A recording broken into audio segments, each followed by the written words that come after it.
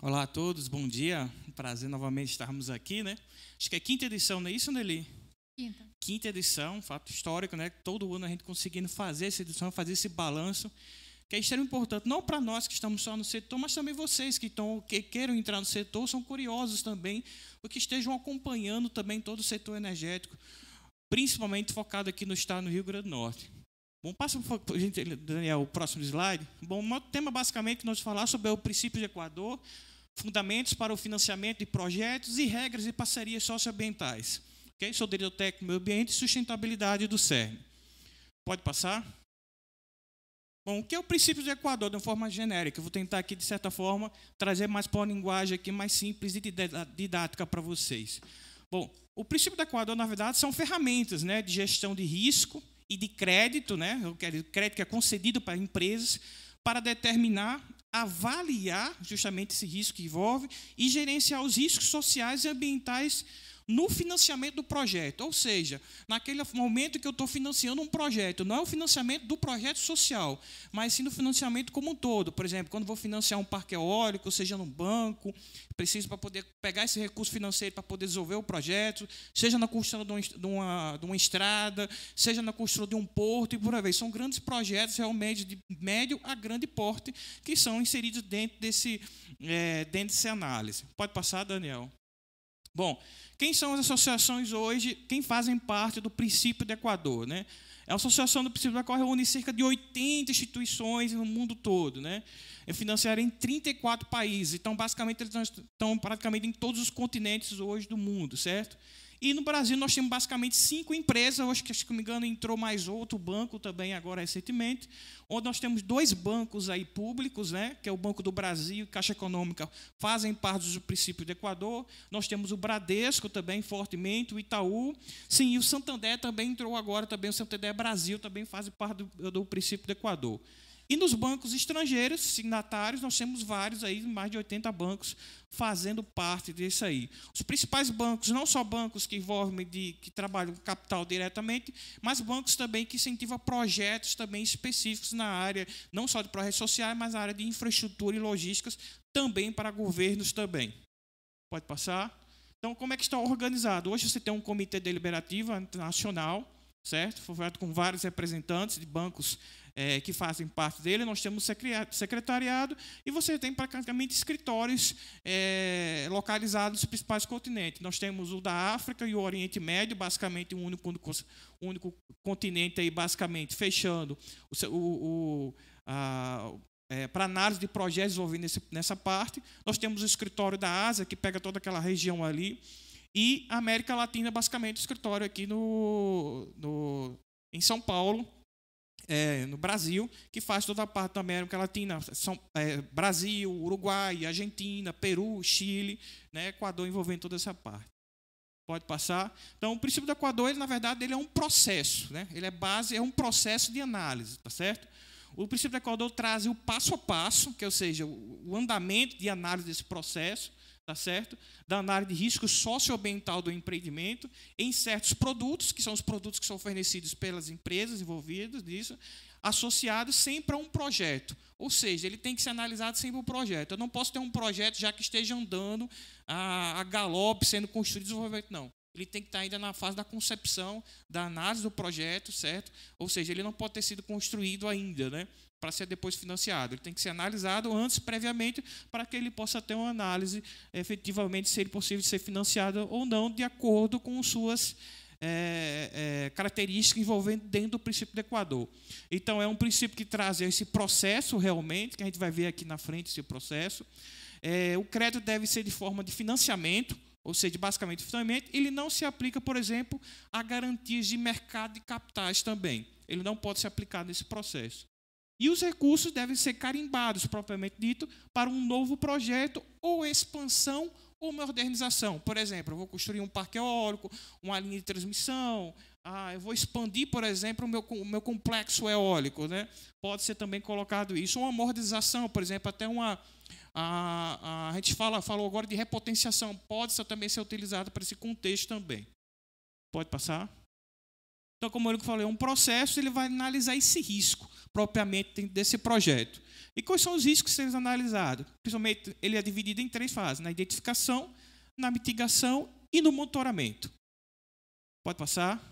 Na identificação, ele vai analisar a categorização do projeto, que tipo de categoria esse projeto está praticamente inserido, a avaliação desse projeto, que é classificado na segunda etapa, que é o P2, que nós vamos ver lá na frente o que significa isso, a avaliação desse projeto e os padrões de que esse projeto está sendo submetido. Na mitigação, a gente vai ver o sistema de gestão ambiental provavelmente colocado e o plano de ação. Lembrando que tudo isso aqui está sendo feito junto também com o processo de financiamento do banco também. As garantias físicas apresentadas, a estrutura do projeto executivo também colocado.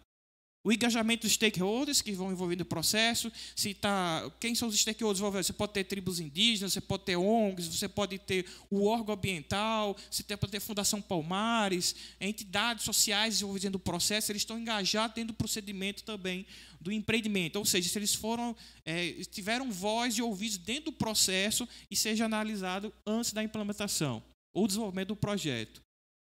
O mecanismo de reclamação também é analisado também sobre isso. Quais são os mecanismos que vai ter que a sociedade, como civil organizado, pode reclamar, pode indagar sobre o empreendimento e que ele possa ser corrigido ou mitigado durante o processo. A consultoria independente também entra dentro dessa fase também. O banco ele pode solicitar, por exemplo, também a empresa uma contratação de uma consultoria independente para fazer uma avaliação do empreendimento, do projeto, bem colocado. E a governança também fundamental dentro desse processo também, como é a governança da empresa, em relação ao projeto que está sendo submetido. E a outra é o monitoramento propriamente dito, que pode ser pela consultoria que se contrata, execução de projetos, de planos e programas ambientais envolvendo, e a divulgação das informações, que pode ser também tanto pelo o relatório, basicamente, que é feito pelas empresas, que é o relatório de divulgamento, o relatório do balanço socioambiental, que é executado pelas empresas. Normalmente, as empresas que têm ações em bolsa de valores, elas são obrigadas, entre aspas, a divulgar o balanço socioambiental dentro do balanço econômico-financeiro da empresa também, colocado, e além dos canais de divulgação da internet também e os próprios órgãos ambientais desenvolvidos no processo. Pode passar? Então, o processo, na verdade, de análise desse projeto é dividido em 10 fases, certo?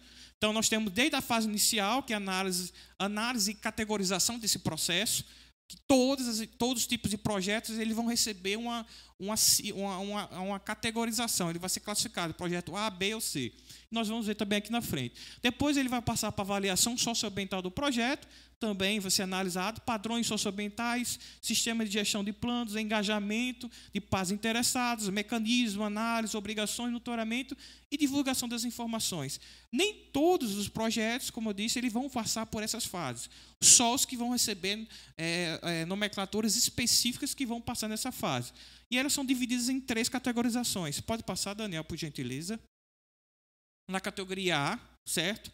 A categoria A são projetos com potencial de risco e ou impactos socioambientais adversos significativos, ou que sejam múltiplos, irreversíveis ou sem precedentes. Ou seja, são empreendimentos de grande porte que geram realmente impacto. Nessa categoria, você pode colocar dentro do bojo dessa categoria, por exemplo, mineração, certo? Você pode colocar até hidrelétricas de grande porte dentro desse processo, usinas nucleares dentro desse processo. Então, são projetos que realmente geram impacto significativo e, às vezes, as medidas são irreversíveis dentro desse processo. Por isso que ele recebe essa categoria A, propriamente dito. Na categoria do B, na análise do princípio do Equador, pelo banco, nós temos que são os projetos potenciais de riscos ou impactos socioambientais diversos limitados, ou seja, que eles são limitados, ele não abrange todo o espectro do empreendimento. Em número reduzido, ou seja, o impacto é menor do que praticamente todo o empreendimento envolvido e, geralmente, ele é localizado, ele é pontual dentro do processo. Amplamente reversíveis e prontamente controlados por meio de medidas mitigadoras. Nessa categoria, você pode colocar parque eólico, você pode colocar projetos solares, linha de transmissão envolvendo de processo, até subestações de médio e grande porte também podem ser enquadradas nesse tipo de categoria. E na categoria C, a última que também é analisado, são projetos de risco ou impactos adversos que sejam mínimos possíveis dentro do processo. E praticamente todos reversíveis dentro disso aí. Então, voltando lá para o quadro, pode adiantar. Aí você tem a categorização dele. Então, na primeira análise, que é a análise de categorização, vocês vão ver que todos os projetos que sejam da categoria A, B ou C, ele vai ter que ser obrigatoriamente passar por essa análise de categorização. Entretanto, do P2 e diante, vocês vão ver que só os projetos de categoria A ou B irão passar. O de A, que são extremamente impactantes dentro do processo, você não consegue controlar e não consegue prever os impactos a médio ou longo prazo, né? E os que são reversíveis do ponto de vista controlável nesse processo. E aí ele vai andando. Só que no processo 8, mesmo aquele empreendimento que é a categoria C, ele deve passar também pelo princípio do Equador 8, no análise no processo 8, que é obrigações contratuais, que é justamente nessa fase que será discutido os contratos, né, e os riscos e habilidades que o empreendedor será obrigado a cumprir dentro do procedimento de financiamento desse empreendimento. E, por último, todas as análises também voltam na divulgação das informações. É importante dizer que o empreendimento ele só passa para a segunda fase se ele cumprir e atender todos os requisitos que envolvem dentro do procedimento de financiamento e que atende o princípio do Equador. Se em algum momento o empreendimento A ou B não atingir, por exemplo, as solicitações e adequações que vivem dentro do processo 3, que é os padrões socioambientais aplicáveis, por exemplo, ele não vai poder avançar. Fica um empreendimento ou financiamento travado até que ele atenda as exigências inicialmente para poder passar disso aí. Pode passar, Daniel? Além disso, nós também temos os padrões do International Finance Corporation, que é justamente o IFC, que são padrões de desempenho também, que são colocados também. Então, tem o padrão de desempenho 1, que são o sistema de gestão e avaliação ambiental, também analisado. Padrão 2, que é o trabalho e condições de trabalho, que é como o empreendedor, como o trabalhador daquela empresa, qual o ambiente de trabalho que ele está inserido e como é que é o contexto do trabalho dele também analisado. Outro também, por exemplo, que é analisado, padrão de desempenho 5, que é aquisição de terras e arrecentamento voluntário, importantíssimo na análise. Se você for ter que fazer a desapropriação de terras, como será esse processo de desapropriação, como é que vai ser o pagamento disso, como vai ser feito o relocamento dessas populações ao local também. E até o patrimônio cultural também que está sendo preservado. Então, são esses basicamente 8 padrões de desempenho que são adotados também pelo princípio do desenvolvimento do IFC, que é incorporado em alguns momentos também pelo princípio do Equador. Pode passar? Então, aplica-se o princípio do Equador nessas operações financeiras, basicamente. A primeira é a assessoria, que você pode fazer, o banco pode prestar uma assessoria ao empreendimento para financiamento, nós vamos ver aqui na frente.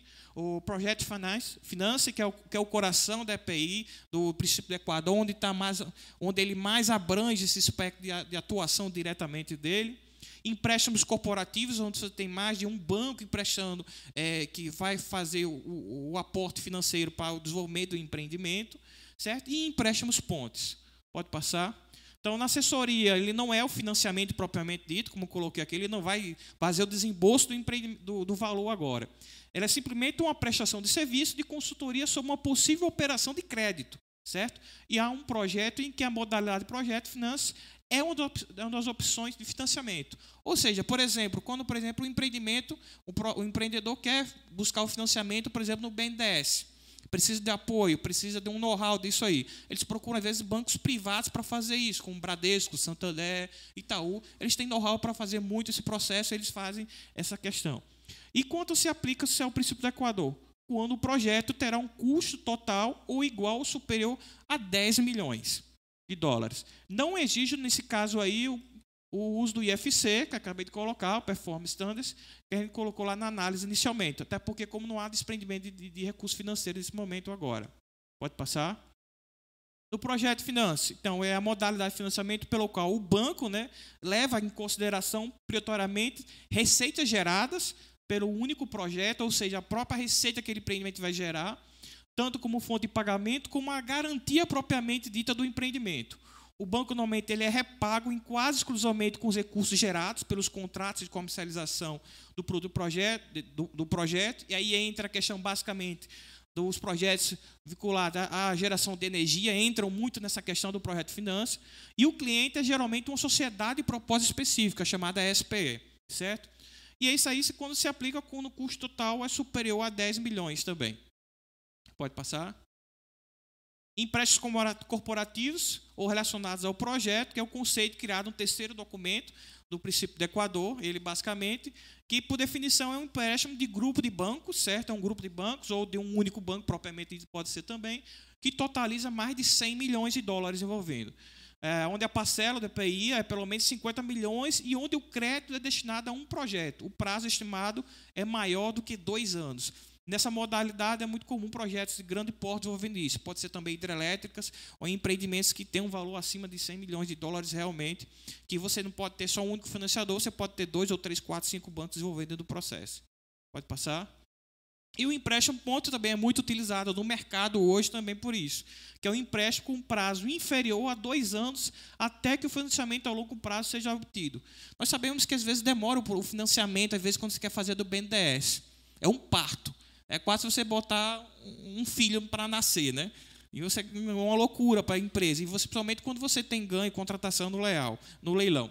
Então, o que normalmente algumas empresas faz para viabilizar, faz o empréstimo ponto do projeto para inicialmente tocar a obra, o desenvolvimento do projeto, enquanto o projeto maior de financiamento pelo BNDES, por exemplo, que tem taxas menores, está em processo de aprovação.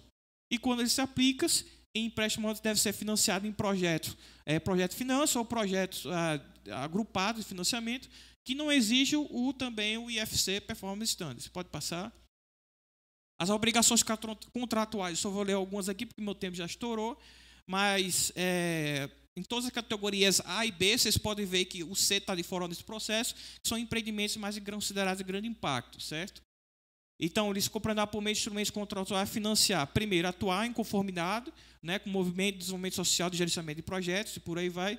Um plano de ação de princípio do Equador, quando ele é aplicável nesse processo, talvez não possa ser, dependendo do contrato, e durante construção e operação do projeto propriamente dito. E em todas as questões relevantes. Pode passar. Outra aí, passa outra, por gentileza, para adiantar. Comissionar instalações também é obrigado também quando aplicava propriamente, ou seja, a descomissionamento do empreendimento é também colocado nos alvos de contrato também sobre isso. Quando o cliente não estiver em conformidade com as suas obrigações sociais, também o princípio do Equador, também envolvendo na análise, poderá também o cliente pedir que conduza as adequações do processo. Mas ele não pode exigir do ponto de vista bloquear, simplesmente ele pede. Caso ele não atenda o prazo, ele vai se permitir a não conceder o financiamento do empreendimento. Pode passar, pode adiantar. Então, contexto diferente dos países, o princípio do Equador, basicamente, só fiz uma relação aqui entre outros países em relação ao Brasil. Quase todos os grandes bancos adotaram o princípio do Equador desde 2009, hoje ele segue.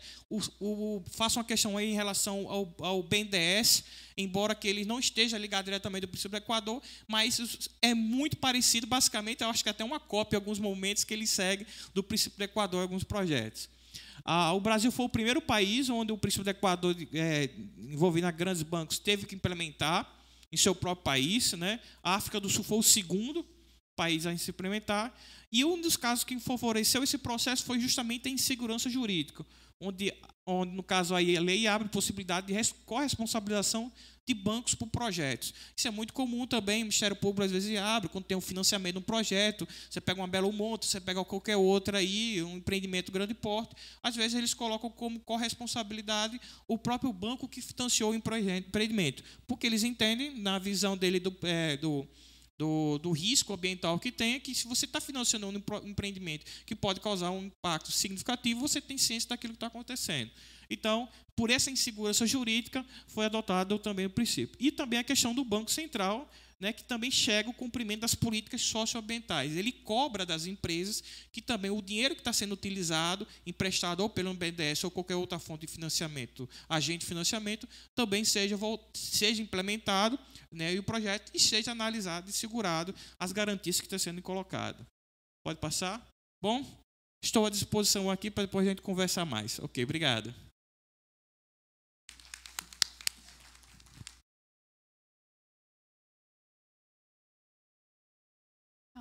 Quem fala com... Sim, sim. A próxima palestra é da Larissa Pessoa de Oliveira, que é a analista de RH da empresa Serveng. Ela vai falar sobre o Tour Ventos Potiguares, socializando conhecimento. Bom dia, tudo bom, né? Então, eu sou Larissa, né? Sou assistente social de formação, trabalho